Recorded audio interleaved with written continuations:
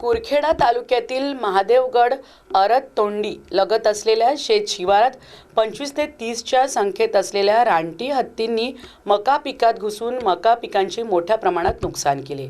शेतकरी महिला अनुसया उईके व पांडुरंग दखणे या शेतकरी बांधवांच्या मका पिकांची व धान्य पिकांची लाखो रुपयांचे नुकसान रानटी हत्तींनी केले आहे।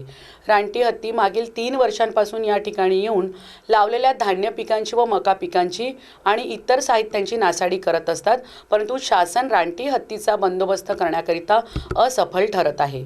या रानटी हत्तींचा बंदोबस्त करा अशी मागणी परिसरातील शेतकरी बांधवांनी केली आहे।